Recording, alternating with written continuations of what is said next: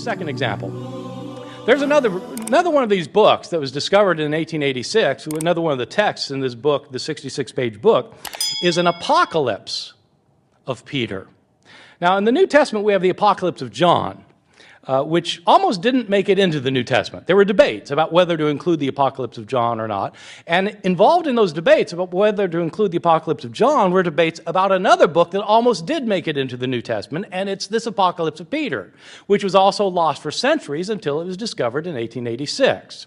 The apocalypse of Peter is very interesting because unlike the apocalypse of John, which talks about the future history of the earth, the apocalypse of Peter talks about the future of individuals.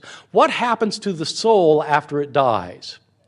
The apocalypse of Peter involves a first-hand account of heaven and hell. When Simon Peter the disciple, is given a guided tour of heaven and hell by Jesus himself. Now, you all are familiar with the idea of being given a guided tour of heaven and hell from Dante's Divine Comedy. Well, Dante didn't make up the motif. He was basing it on a long tradition. The apocalypse of Peter is the first instance we have of this motif in Christian literature. And it's very interesting indeed. Like many of the descriptions of heaven and hell that you get in ancient sources, the descriptions of heaven are a little bit banal and uninteresting.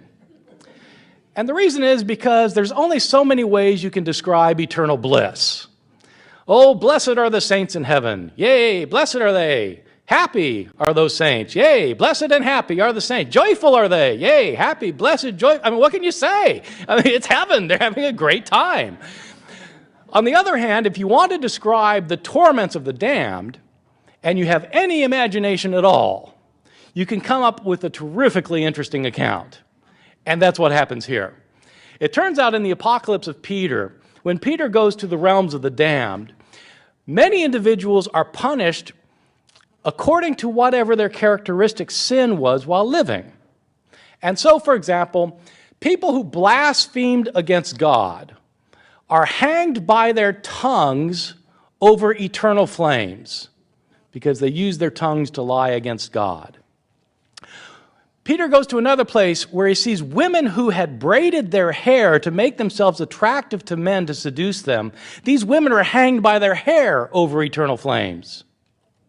In another place, the men they seduced are hanged by a different body part over eternal flames. And in this case, the men cry out, "We didn't know it would come to this," which I'm sure is true.